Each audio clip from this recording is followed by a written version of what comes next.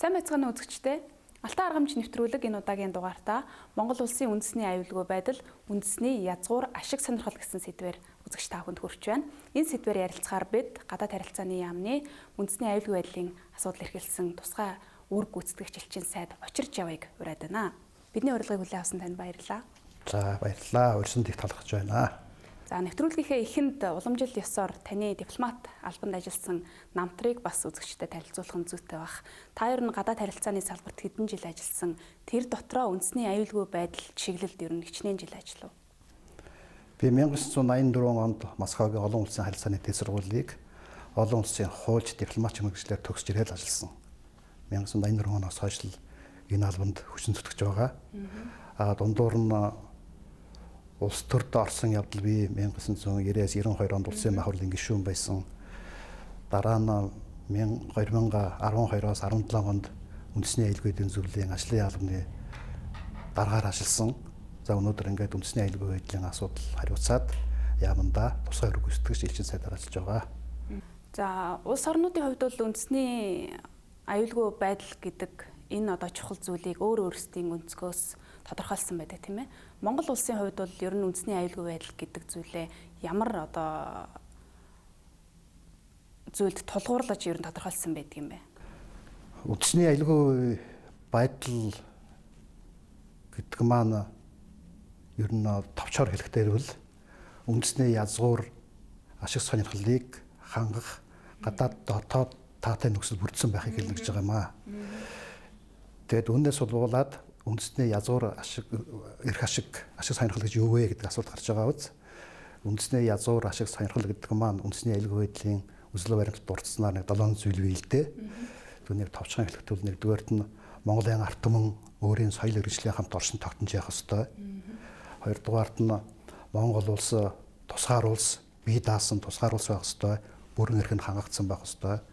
Гуравдугаарт Монгол улсын нутаг дэвсгэр бүрэн бүтэн хэл хязгаар нь халдшгүй байх ёстой. Ер нь бол нутаг дэвсгэр гэдэг бол аливаа улсын үндэс болдог. Модон шань юу хаан хүртэл гэсэн юм үстэй.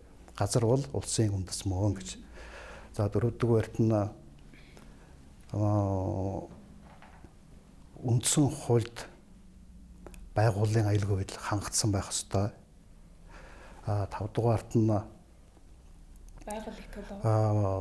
экологийн тэнцвэр төвчл хангагдсан байх ёстой.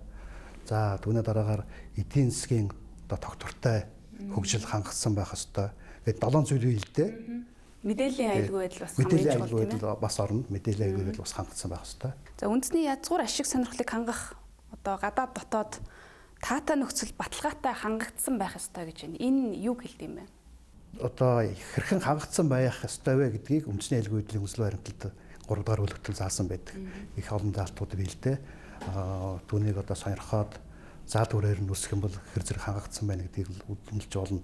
Ер нь бол үндэсний аюулгүй байдлын үзлэг баримтал 1994 онд батлагдаад 2010 онд дахин шинжлэгдсэн. Энэ шинжлэх болсон шалтгаан нь манай гадаад дотоод нөхцөл байдал өөрчлөлт орсноор болсон байх. Нөгөөтэйгээр дотооддоо бид бас үндэсний аюулгүй байдал баталгаатай хангагдсан байх бас шалгуур үзүүлэлтүүдийг бас гаргаж тавих шаардлагатай болсон байх.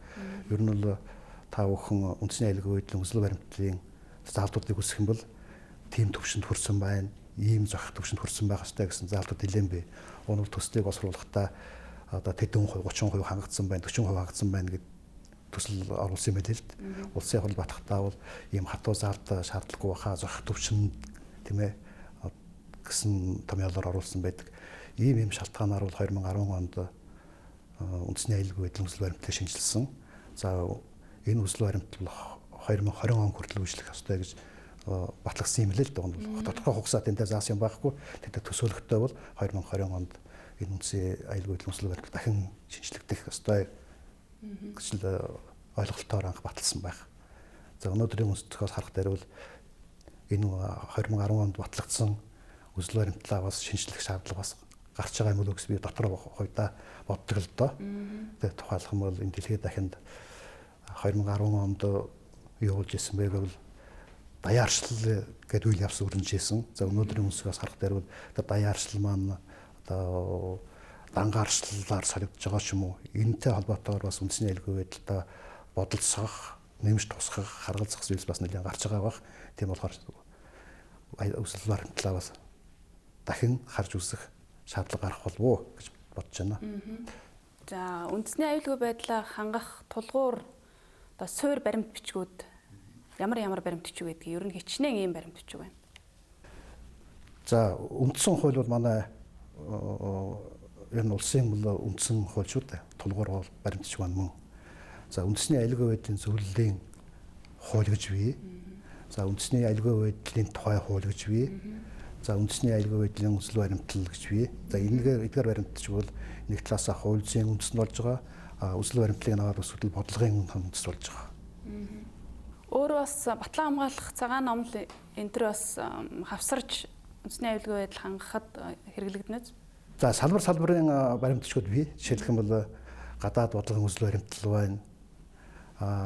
Одоо батлан хамгаалах бодлогын үндсэн баримтчгууд байна. Гэх мэтийн одоо салбарын тэгэл экологийн аюулгүй байдал гэх юм бол хүрээлэн бие орчны хамгаалалт талаарх төрийн бодлогуудыг тодорхойлогдсон, эдийн засгийн хөгжлийн бодлогууд тодорхойлогдсон баримтчгууд зөндөө би ийм ер нь салбарын баримтчгууд бүгдээрээ бас үндэсний аюулгүй байдлын хангах бодлогын баримтчгуудыг бүрдүүлнэ л дээ.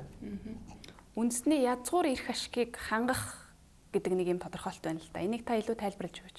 Үндэсний язгуур эрх ашиг гэдгийг би бас сая 7 зүйлээр хэллээ.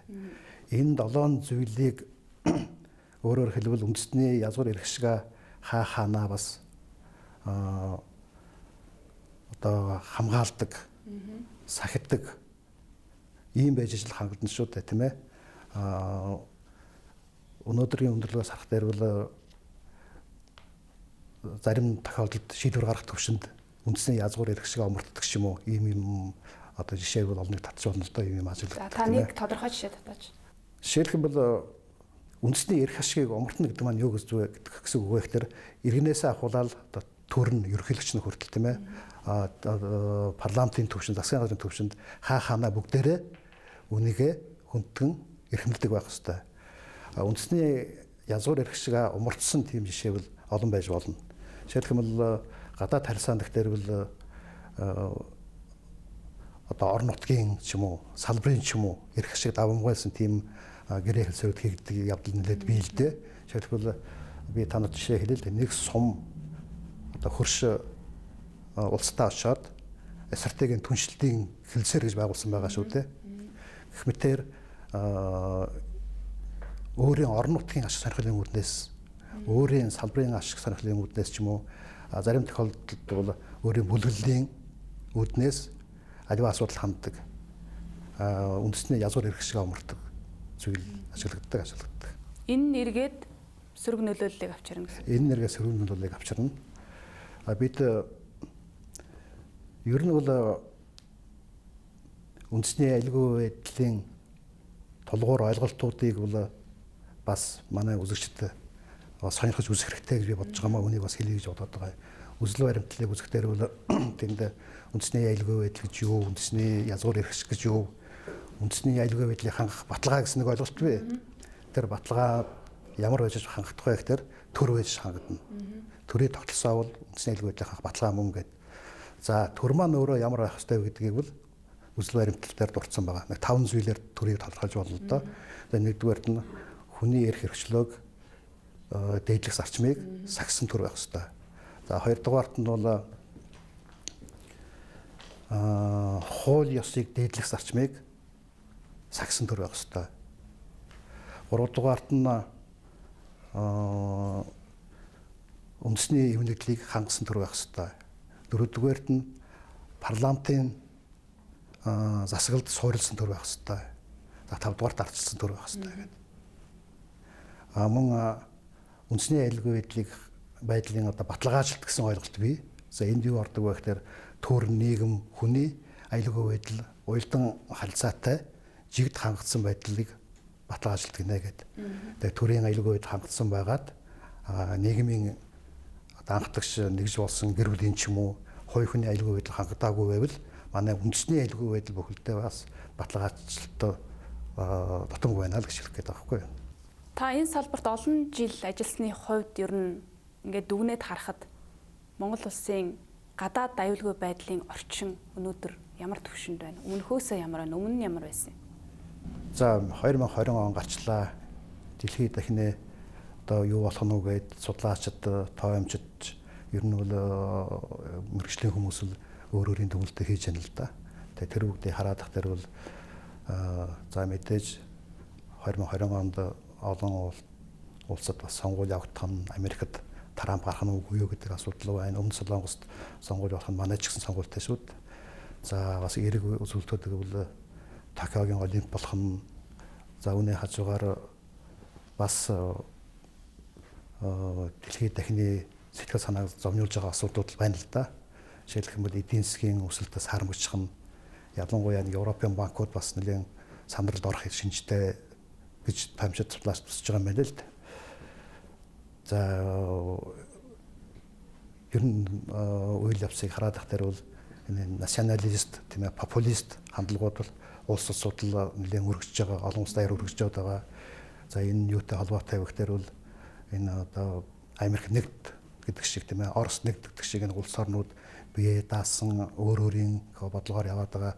Энэ бид олон жил сүүлийн одоо 10 20 жил даяаршил гэж ярьлаа шүү дээ. Энэ маань нэлээд задарч дангаарчлалын 90 үе эхэллээ гэдээ яригадаад байгаа үүнтэй холбоотой болов уу гэж бодод байгаа. За энэ үйл явц одоо 2020 он гэхээр бол цааш өргөжлөх нь эн чинь бас шинэ 10 эхэлж байна шүү дээ тийм ээ. Шинэ 10-наас 2050 он хүртэлх судалгааны таймуудыг үсгээр бол энэ одоо дангаарчин хөшрөгчих энэ үйл явц явагдах нэ гэдэг энэ судлаач үзээд байгаа юм байна л дээ. Тэгэхээр манай гадаад аюулгүй байдлын орчин доктортой байна гэж харах уу? Одоо хангагдаагүй байна гэж харах уу? Эрсдэлтэй байна гэж харах уу? Тэгээ би бол энд ер нь дэлхийн нийтийн одоо түүхийг аваад үзээд бол хэдэн мянган жилээс хэдэн зуун жилээс нь хараад тахтар даяаршил ингээд явагдаад байгаа. Тэр дундор бол дангааршил гарч ирээд даяаршлыг бас бүтээчээр эвдээд дахиад даяаршил сэргээд яваад байдаг. Ийм л процесс үргэлжлээд байт юм билээ л дээ. За энэ процесс үргэлжлэх нь энэ процесс дунд бид гадаад харилцаанд ер нь Монгол улсын үнэ бол нэг тодорхой сорилтууд тулгараад байгаа юм. Одоо Монгол улсын ямар байр суурьтай байх ёстой юм гэдэг асуултууд гарч ирэх нь л дээ. За нэгдүгээрт нь бол энэ дангаарчин хүчрхэгжих эрийн үед бол энэ маань хэн хоорондоо үлдсэж байгаа юм гэдэг ч юм уу тийм ээ. Хэн хооронд энэ дангаараа хүчрхэгжих гэсэн тэмцэл яваад байгаа юм гэдэг үсгдэг бол хамгийн түрүүнд бол энэ Америк Хятад хоёрын хооронд ийм одоо хутлааны дай ингээд явж байгаа. Энэ бол нэг процесс нь өмнөд Солонгос, Япон гэдэг хоорондоо бас хутлааны дай эхэллээ. Европ орнууд, Америкийн хооронд бас хутлааны дай эхэллээ. Энэ бүгд бас манай гадаад бодлогод бас анхаарах зүйл бол одоо жишээлх юм Америк Хятад хоёрын хэнийг дэмжих гэдэг ч юм уу. Япон манайхыг дэмжээрэй. Нөгөө талаас нь өмнөд Солонгос манайхыг дэмжээрэй гэвэл бид хэнийг дэмжих гэдэг ч юм уу. Ийм сорилт бүхээ одоо асуудлууд гарч ирж байгаа маа. За энэ дангаарчин хүчрхэгжих үйл явц маань үргэлжлсээр ер нь судлаачд бол 2050-аад оны үед бол зарим тохиолдолд судлаачд үзэж байгаа богинохон байж магадгүй гэдэг. 2050 он гэхээр хамгийн хүчрхэг эдийн засгт орнууд гэвэл Хятад, Энэтхэг, Америк гэдээ явж байгаа юм байна. Тэгээд ингээд төсөөлөлт судлаачдын үзэж байгаагаар бол энэ одоо худалдааны дайнаас эхэлсэн энэ дангаарчин хүчрхэгжих үйл явцад Хятад ярах нэ гэдэг юм одоо прогнозыг хийчихэд байгаа юм тийм ээ. За 2050 он гэхээр манай гадаад бодлогод өөрсдөө орох улсаар бас нэг анзаарч байгаа зүйлүүд бол топ 20 хүчтэй эдийн засгийн улсууд энэ дотор Азийн 11 улс орж байгаа. Тэгээ манай гадаад бодлогын геостратеги гэдэг хэрхэн тусгав тийм ээ. За тэгвэл таны ярианаас би ингэж ойлголоо.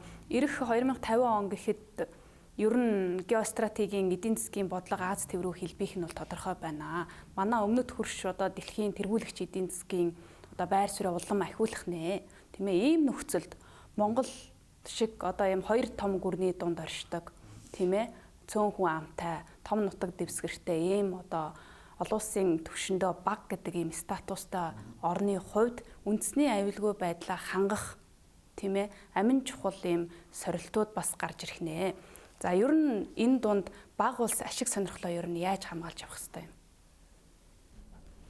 Тэгээ манай шиг одоо жижиг улсын хувьд, бага улсын хувьд том сорилтууд ингэж эхэлж байна шүү дээ, тийм ээ. Энэ дангаарчих одоо хүчирхэгжих үйл явц маань өөрөө юунаас улбаатай вэ гэхээр технологийн хөгжилтэй холбоотой. Одоо үйл хөдлөлтийн 4-р хувьсгал гэж ярьж байгаа. За 4-р хувьсгалаас Монгол улс хосрохгүй баймаар байна. Энэ бол бас нэг том баталгаа болох ёстой. Яагаад вэ гэвэл 4-р хувьсгалын гол түлхүүр хүч нь технологи байгаа. Энд ямар технологи байна вэ гэхээр одоо жишээ татъя л да. Хиймэл оюун ухаан, робот, блокчейн, за тэгэл үлэмжийн одоо өгдөл, үүлэн технологи, биотехнологи, нанотехнологи гэдэг. За энэ технологи бол альва хөгжлийн түлхүүр гэдгийг үл харуулдаг байгаа юм. Уул уурхай эрдэс баялаг биш, тийм ээ, мал аж ахуй биш. Уг нь бол энэ одоо өөрийнхөө түүхийн эдийг ашиглаад энэ технологи хөгжлийг нэмсэн бол Монгол улсад хөгжлийн баталгаа бас байгаа байхгүй юу? Бас олон жил ярьсан да. Анх л 1990-ад оны үед манай очрот ерөнхийлөгч Японд очихдоо Монголын уул уурхайн ашигт малтбарын баялаг дээр Японы технологи нэмбэл хөгжил болно гэж яриад байсан. Энэ олон жил яригдж байгаа асуудал та. Тэгэд энэ бол хөгжил гэдэг бол түүхийдтэй биш, технологи дээр байна гэдгийг бас мэдмээр байгаа юм. Энд хөгжлийнхаа гарсыг үнээс хаймаар байгаа юм. За энэ шинэ технологиудыг хараадах дээр бол ер нь Монгол улс ямар шатанд байна вэ гэдгийг бас бодмоор байгаа юм. Энэ бол Монгол улсын хувьд бол хосрогдол биш гэж үзэж байгаа. Хиймэл оюун ухаан гэхтэр бол дөнгөж одоо тийм ээ эхэлж байгаа. Монгол энэ дунд нь бусдад өрсөлдөд явж болохоор байгаа юм. Бид нар хосрогдсон байна гэж суулгуугаар тийм ээ. Заавал нэг асарт их хөрөнгө оруулалт оруулаад тийм ээ уул уурхай ухаад төмөр зам тавиал тийм ээ ингээд тээврийн асуудалтай асуудлаа шийдэх зохицуулах гээд ингэж хүчин чармайл тавихын хажуугаар энэ жижигхэн орон зайд цөөхөн хүний хүчээр хиймэл оюун ухааны технологиор дэлхийд дахинд гарах ийм олцоо байгаа байхгүй юу? Энэ үүднээс харах бол Монгол улсын хувьд бол бас хосрол биш. Бас хамтал явах хэрэгтэй. Хамгийн гол нь төр засаг маань энэ чиглэлийг бас ойлгож дэмжих ёстой. Манай зарим залуучууд хэлээд байна л да. Нийслэлийн бас анхны ахлмаа хийж байгаа бол 10,000 одоо код бичигч бий болгоё гэж зорилт тавиад ажиллаад байгаа юм байна. Эндээсээ эхлээд үүнийг төр засаг дэмжиж явах бол Монголын хувьд бол хосрол байхгүй л гэж бодож байгаа. Нөгөө тайвар бид боловсролынхаа салбарт их анхаарах хэрэгтэй байна.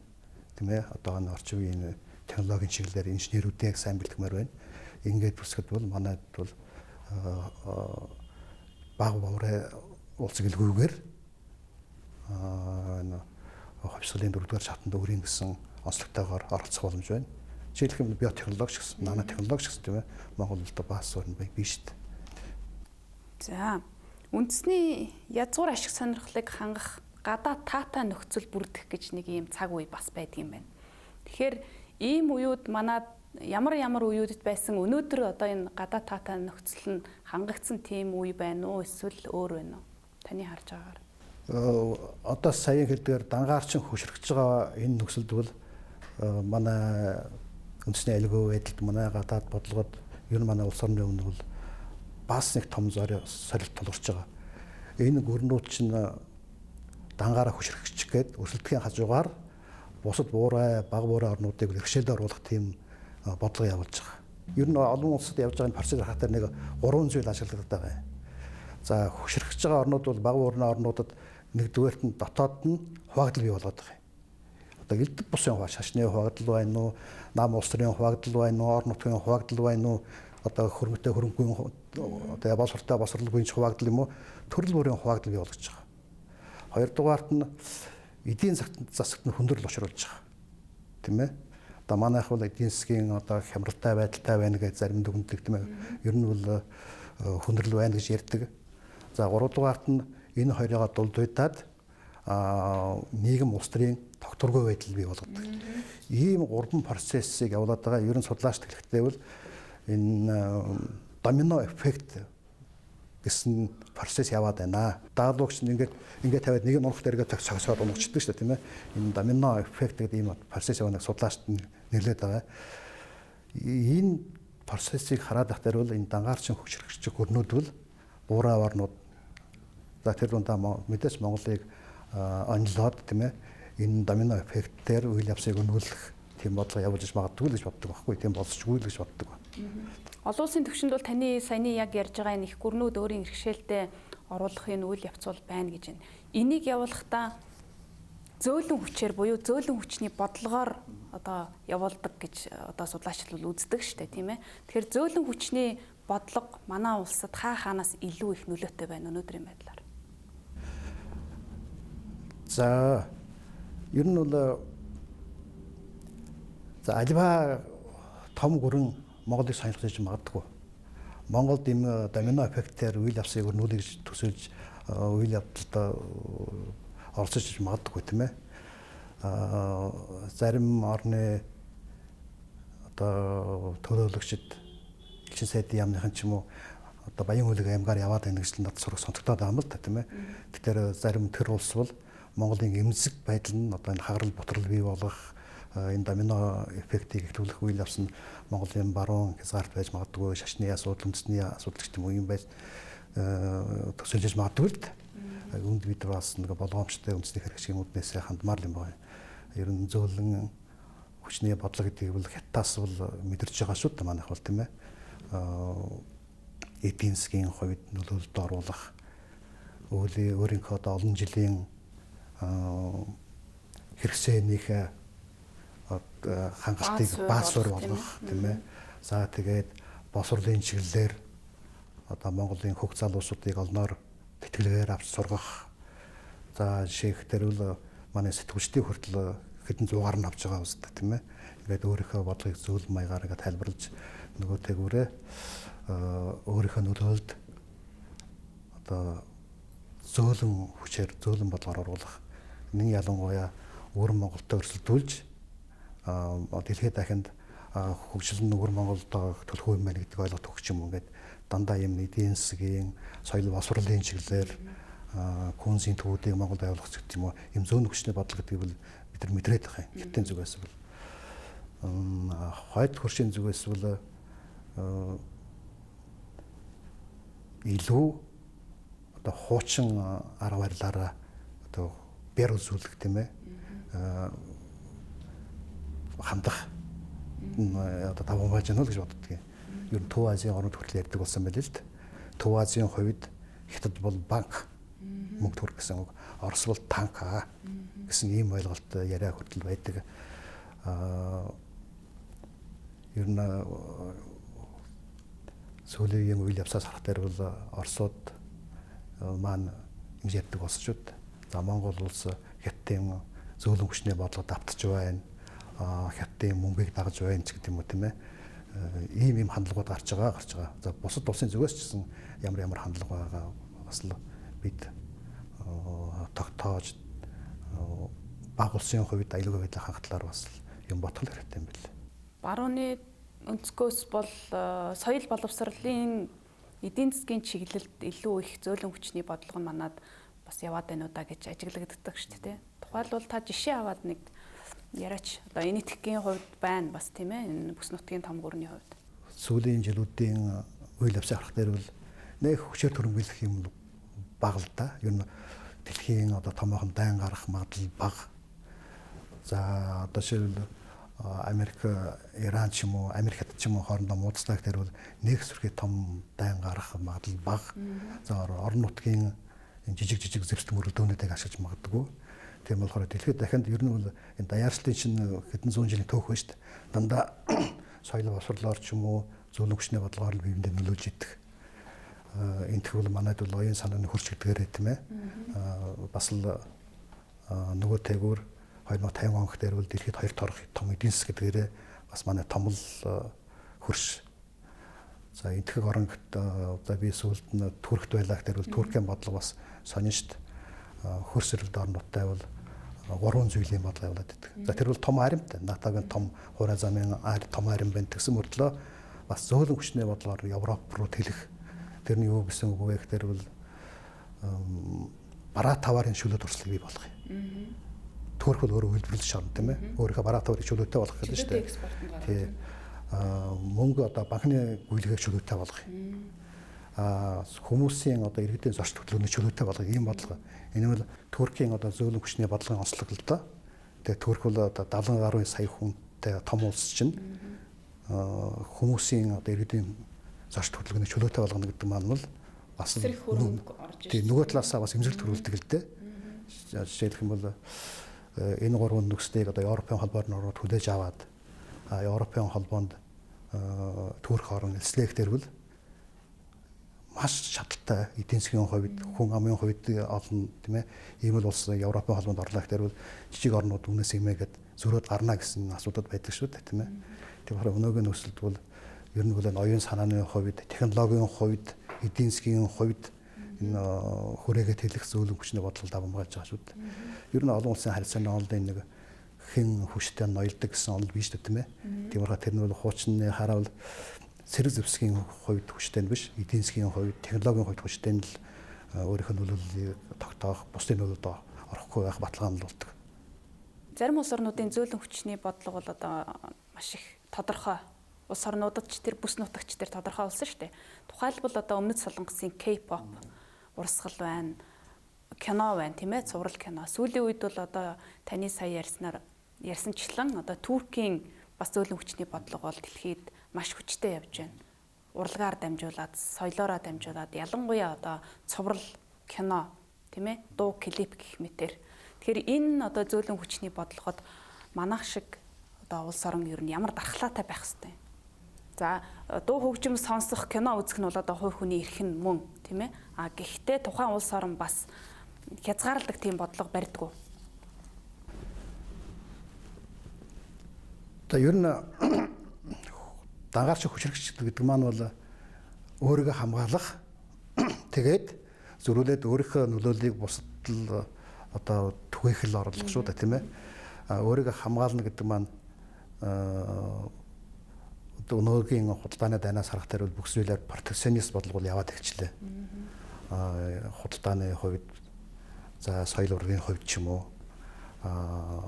тэгсэн мөртлөө өөрийнхөө одоо соёл урлагийн эдийн засгийн бүхэл одоо боломжийг бусад хүртээх, бусдын нөлөөлөлд тэр нөлөөлөлд оруулах гэсэн бодлого. Би түрүүн хэлдгээр бол технологийн хувьд манай хүний хосрогдоогүй л гэж би хэлмээр байна. Тийм ээ. Түүнтэй нэгэн адилхан соёл босрлын хувьд ч юм уу, соёл урлагийн хувьд бас бусдад өрсөлдөх, өөрийнхөө одоо баталгааг бий болгох, үүнийг хамгаалах юмд бас анхаармаар л юм байна. Жишээлх юм бол манай хөө хамтлаг бол дэлхийд яарлаа тоглоод явж байгаа юм тийм ээ. K-pop-тай л одоо өрсөлдөх үс юм манайд бас нэг үндэсний тийм онцлогтой дэлхийд дахинд бас өөрийнхөө нөлөөг түгээх боломж байна л гэдгийг харуулдаг. Улс орнуудын харилцаа бол тийм ээ харилцсан биеийн нөхөхөөс хин зэрэгцээ бас харилцан хамааралтай болох тийм харилцаа шүү тийм ээ. Одоо Монгол улс бусдын хамаатай болчихгүй, хамааралтай болчихгүй гэхийн хажуугаар бас харилцаагаа өргөжүүлж идэх. Соёлын салбарт, боловсрын салбар, соёл урлагийн салбарт, эдийн засгийн чиглэлээр ч юм уу тийм ээ, улс төрийн чиглэлээр яриа хэлсэн явуулах ч юм уу. Өөрийг хамгаалах дархлаа маань одоо Монгол үндэсний орсон тогтох амин чухал дархлаа гэж бас нэг юм ойлголт бий л да. Тэр маань Монгол үндэсний өөрийнх нь үндсэн одоо хэл соёл, уламжлал түүх байгаа юм. За үүнийг хамгаалахад бис бас дотроо их зүйлийг бас бодох хэрэгтэй байгаа. Гадагшаа бас хандах хэрэгтэй байгаа. Түрүүн жишээ хэлдгээр дүү хамтлагч юм уу манай одоо уламжлалт соёл урлагийг түгээх нэг ялангуяа дархлаа бий болгох хэдэн зүйлийг бодмоор аль нэгдүгээр маш хүчтэй гадны соёлын тийм зөөлөн хүчний довтлогоноос хамгаалах хамгаалтаа бас бэхжүүлмээр байгаа юм. Одоо жишээлх юм бол энэ телевиз манай хэвлэл мэдээллүүдийн контентоос ахуулаад тийм ээ Өмнөд Солонгосын сурвалжийг үзээд манай хөөх залуучууд бас өөр болж байгаа, өөр соёлтой болж байгаа гэдэг яриа би энэ бол Монголын үндэсний соёл уламжлалт хэр зэрэг нөлөөлж байгаа гэдэг үнэт үндэ бас бодлого босруулах хэрэгтэй байх. За нөгөөтэйгөөрөө бас бид энэ Монгол тургатны хэл соёл уламжлалыг бас хөгжүүлж хамгаалах чиглэлээр бас тодорхой бодлого явуулмаар байгаа юм. Хөрс сэргэлдээ орнууд байгаа Монгол тургатнууд Бурят, Халимаг, Тува, Өвөр Монгол дээрээс хаашаа дээд Монголч гэдэг юм уу. Энэ чиглэлээр бас тодорхой бодлого үйлдэл байдаг. Энэ бүгд бол манай одоо үндэсний дархлаа болно. Бид нэг ийм үндсэн ойлголтод байгаа даа. Түрүүн би хэллээ шүү дээ. Бус орнууд баг буурай орнуудыг хэрхэн хичээлдээ оруулж байгаа вэ гэдгийг бол домино эффектгээ тодорхойлчлоо. За энэндээс харахад бол манайд энэ үндэсний харал бутрал байна уу их байгаамаа. Тэгэхээр одоо олон зүйлийн олон талаар шашны болол улс төрийн тэгэл эд хөрөнгөний тэгэл орон нутгийн чиглэлээр энэ харал бол манай орныг бол бус орны өмнө нэлээд эмзэг байдалтай болгож байгаа. Энэ эмзэг байдлаа хангахын тулд бид нар яах хэрэгтэй вэ гэхээр нэгдүгээрт нь үндэснийхээ язгуур ашиг сонирхлыг эрхэмлдэг байх хэрэгтэй байна. Түрүү миний хэлдэг үндэсний аюулгүй байдлын хүсэл баримтад дурдсан 7 үндэсний язгуур ашиг сонирхол гэдгийг бас эрхэмлдэг, хаана эрхэмлдэг, төрөн ширхэмлдэг, иргэн ширхэмлдэг, хаана эрхэмлдэг. Хоёрдугаарт нь үндэсний үнэт зүйлсээ бас тодорхойлмоор байгаа. Үндэсний үнэт зүйлсийг тодорхойлох орлогоо судалгаа нэлээд яваад байгаа юм л дээ. Сая засгийн газрын хэрэглэх газрын шугамар нэг алсын хараа 2050 гээд гаргалаа. Түүнд бол үндэсний үнэт зүйлсийг тодорхойлох орлого хийгдэж байгаа. За энэ даа манай иргэд олон нийт бол санал бодлоо хэлж байгаа юм шиг байлаа. За 3 дугаарт нь энэ Монгол үндэсний хэв шинж гэдэг нэг зүйл байдаг.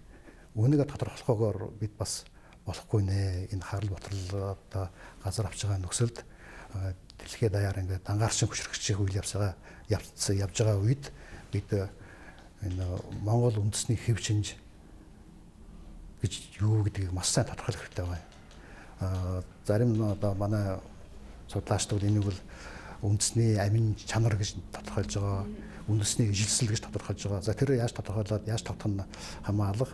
Үндэсний хэв шинж гэдгийг бид тодорхойлохгүйгээр одоо гадны нөлөөлөлд энэ гадны зөөлөн хүчний бодлогод амархан автах нь үндэсний хэв шинж гэдгийг тодорхойлохгүйгээр бид өөрийгөө бас дэлхийд дахинд таниулж чадхаа болох нь.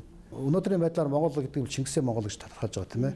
Монгол хүн гэдэг нь хэв шинж. За энэ бол монголчууд нэг ийм зан характертай ч юм уу, ийм боловсралтай ч гэдэг юм уу, ийм түүхтэй гэдэг нэг ерөнхий тогтсон юм түүнийг бүгдээрээ барьдаг, төр засгийн шиг ойлгоддаг, түүнийг дэмждэг, эрдэнэч одоо түүндээ баригддаг баймаар байгаа юм л да. Үндэсний хэв шинжийг жаахан ярьчихвал тэнд бол хоёр ойлголтыг л тодорхойлж болно. Үндэсний хэв шинжигтэр угсаатны хэв шинж гэдгээр за тэнд бол манай төгс, соёл, одоо шашин гэдэг манай өнгөрсөн үетэй холбоотой. За энэ чиглэлээр манайхан ойлгохтой байдаг. Би бол одоо Монгол хүн гэдгээ мэддэг ч юм уу тийм ээ. Монгол туурхтан гэдгээ мэддэг. Манай түүхээ ийм байсан бархмаар түүх байна гэдгийг бүгд мэддэг. За энэ чиглэлээр бол хийх юм их байгаа, анхаарах юм нэлээд байдаг ч гэсэн ерөнхийдөө монголчууд бол үндэсний угсаатныхаа хэв шинжийг бас гадарладаг мэддэг байгаа юм. Үндэсний хэв шинжийн бас нөгөө нэг хэсэг нь иргэний хэв шинж. Монгол улсын иргэн өөрөө ямар байх ёстой юм? Ямар боловсралтай байх ёстой, ямар соёл боловсралтай, урлагтай тийм ээ, ямар ач хуйтай, эрх зүйн ямар байх уу? Хамаан гол нь Монгол хүний хүсэл мөрөөдөл, монголчууд юуны төлөө одоо тэмүүлдэг үү тийм ээ? Мөрөөдөлтэй болмоор байгаа. Одоо өнөөдрийн байдлаар бол энэ харал бутралын үед энэ харал бутралд байж байгаа энэ олон бүлгэлзүүд гэж яриад тийм ээ. Хоорондоо энэ үндэсний эрх шиг ярьж байгаа юм байхгүй. Үндэсний одоо үнэс зүйлсээ тодорхойлоод тэнийг хоорондоо ярьж байгаа юм байхгүй. Хоорондоо би зүгээр л одоо хүмүүсийн хэлдгээр нөхцөл байдлыг л энгийн үнээр тодорхойлоход бол энэ бүлгэлүүдийн хооронд энэ тасал тэмцлүүдийн хооронд ямар тэмцэл явж байгаа нөхдөр өнөөдөр амиа аргасаасан эрх мэдэл албан тушаал эд хөрөнгө мөнгөний төлөө тэмцэл явж байгаа. Энэ бүгдийг задлахын тулд л одоо үндэсний язгуур ашиг гэдгийг эрхэмлдэг болъё. Үнэс зүйлсээ бас тодорхойлж эрхэмлдэг болъё. Үнэс зүйлс зарим маань одоо арчлал гэдэг маань бас бүтгэрч гэнэ үү? Хүний эрх гэж зүйлүүд ярихаа байлаа тийм ээ. Энэ зарим үнэс зүйлс маань бүтгэрээд байгаа юм биш үү? За тэгээд ер нь энэ үндэсний хэв шинжийнхээ иргэний талыг нь бас тодорхойлж монголчууд мөрөөдтэй болъё. Өнөөдрийнхөөр амьдрахаа одоо ингэсэн шүү дээ. Манай суужээс Японы хэлчсэд шинэ үйл зургаан гэж хэлсэн байлээ л дээ. Энэ монголчуудын харал бутрал ер нь маш их байна гэсэн утгатай өгүүлсэн тийм ээ. Энэ юу гэсэн тэр туршлагатай хүн бол их олон зүйл ярьж тийм ээ. Очдөг юм шиг байна. Улсын хурал дээр оюутлагын асуул хэлцэгтэр зарим юм яриа гарсан шүү дээ. Улсын хурлын гишүүд бүгдээрээ тэр оюутлагаа дээр очиж юм ярих болгодог тийм ээ. Эн чинь дандаа өөр өнөөдрийнхөө өнсгөөс бүх асуудал хандж байгаа. Ирээдүйг шиглэсэн мөрөөдөлгүй үндэсний язгуур ашигыг хорцсон жишээл болж байгаа байхгүй юу? Эх оронч үзэл гэж ямар үзлийг хэлдэг? Эх оронч байхын тулд ер нь залуу хойч үе маань юуг ухамсарлах хэвээр юм? Боловсрал гэдэг юм бол одоо иргэний хэв шинжээ бий болохын тулд боловсрал. За иргэний хэв шинжийг бий болох дээр бол нэг хүн хилээд тийм ээ нэг хууль гаргаад нэг жилийн дотор бүтдэг ажил биш. 10 20 жил болно. Энэнийг хүмүүсийн толгой суулган тийм ээ анханаас нь сэсрэл яйслааснаа хулаад одоо моол хүний хэв шинжийг бүрдүүлэх ёстой. Түүний нэг элемент нь бол эх орончл доо. Эх оронч үзэл гэдэг маань бол явж авч үндэснийхээ язгуур эрхчийг эрхэмлдэг. Үндэснийхээ үнэт зүйлсийг эрхэмлдэг. Тэгээд үндэснийх одоо Монгол үндэстэн ямар хэв шинжээндээ таарсал байхыг л хэлэх байх л гэж бодож штт. Одоо хилийн чандад гадаад бодлого дээр тодтогч ярил хилийн чандад Монгол улсынхаа одоо нэрийг сэвтээсэн ийм одоо үйлдэлүүд бол маш их явж штэ тийм ээ. Тэр энэ дээр юунд анхаарах хэрэгтэй юм бэ? Энэ ер нь цогцоорноо бодох зэрэг бол манай иргэд үндэснийхээ хэв шинжийг олоогүй байгаагийн шинж. Нөгөө талаар төр маань өөрөө тодорхой бодлого нэг ялангуяа энэ ард иргэдэд шиглэсэн төрөмбө хэлээ шүү дээ. Үндэсний аюулгүй байдлын баталгаажлалт гэж нэг ойлголт бий. Тэр нь юу гэсэн үг вэ гэхээр төрийн аюулгүй байдал, иргэний аюулгүй байдал, нийгмийн аюулгүй байдал харилцан уйлаа баталгаажсан байж үндэсний аюулгүй байдлын баталгаажлалт бүрднэ гэдэг. Ингэхдээ манай иргэдний аюулгүй байдлын талаас аваад үзсээр бол их асуудал байна. Иргэдийнхээ төлөө сэтгэл гаргах ер нь өнөөдрийн байдлаар ядуурлалын түвшин 28.4% байна гэж байгаа шүү дээ тийм ээ. За үүнээс яаж гарах вэ? За алдсан хараа 2050 дээр бол сайн тодорхойлсон байл л да. Өнөөдрийн байдлаар хүмүүн амын дундаж давхраг маань 16.2% байгаа бол 2050 он гэхээр 80% болно гэж. Ингэж хүмүүсийг амьдралыг сайжруулж ээж амжиргааг нь баталгаатай болгож ээж энэ бүгдээс сална. Оюун санааны хувьд бол одоо үндэсний хэв шинжийг тодорхойлж бүрдүүлэх ёстой. Нөгөө талаасаа бодит материалын талаасаа бол хүмүүсийн амжиргааг сайжруулах хэрэгтэй байхгүй юу? Энэ тохиолдолд гэмт хэргийн одоо нөхцөл бол ядуурл ажил хөдөл шүү дээ тийм ээ. Тэг ер нь явж алтан гарамч нэг гацснаас л яатай байгаа шүү дээ. Тэгээд энэ алтан гарамжааны гац маань өөрөө юу гэхээр манай төр шүү дээ. Төр маань ямар ах хэвээр төрөн ярианы хаг нэг 5 зүйлээр хэлсэн тийм ээ. Төр өөрөө одоо систем маань юм бас болохгүй байгаагийн шинжилтэй. Ер нь бол юм хагас дутуу гэхээр жахан бодлаам бол гэдэг. 90-ад оны үед Монгол арчлалд орлоо, шөлөө зах зээлийн системд орлоо гэдэг шөлөө зах зээлд орсон ороогүй л байхгүй. Эдийн засгийнхаа бүтцийг аваад үз, эдийн засгийнхаа механизмыг аваад үз, шөлөө зах зээлийн механизм бүрдээгүй хагас дутуу. Тэгэд энэ бол зовлон болоод байдаг. Төр маань өөрөө ерөнхий шин засагтай байна уу, парламентын засагтай байна уу, хоёрын хооронд ингээд бас бужгнаад ингээд 76 хүн ингээд 76 чиглэл 9 сайд очихдоор ямар нэгдсэн бодлого байх вэ? Уг нь бол одоо нэгдсэн ийм л бодлого баймаар. Тэгээд энэ бүгд маань олон жилийг алдж байгаа ч гэсэн энийг засахын төлөө бас л энийг цаг болж үнийгээ засаж нэгдсэн бодлоготой болж гадаад бодлого маань цогцсэгтэй нэг сонхоор явна. Иргэд маань ч гэсэн өөр ингэсэн ойлголттой ирээдүйн тэмүүлэлттэй болно. Үндэсний эрх шиг язгуур эрх шиг дээлдэг болно, эрхэмлдэг болно. За бидний урилгыг хүлээж авсанд баярлалаа. За алтан гаргамж нэвтрүүлгийн багийнханд баярлалаа. Үзэгчтэй баярлалаа. Ер нь бол ингэж явах хүч ийм л баймаар шүү дээ гэж байна. Үзэгчтэй алтан гаргамж нэвтрүүлэг энэ удаагийн дугаартаа Монгол улсын үндэсний аюулгүй байдал гэсэн сэдвээр үзэгч та бүхэнд хүрлээ.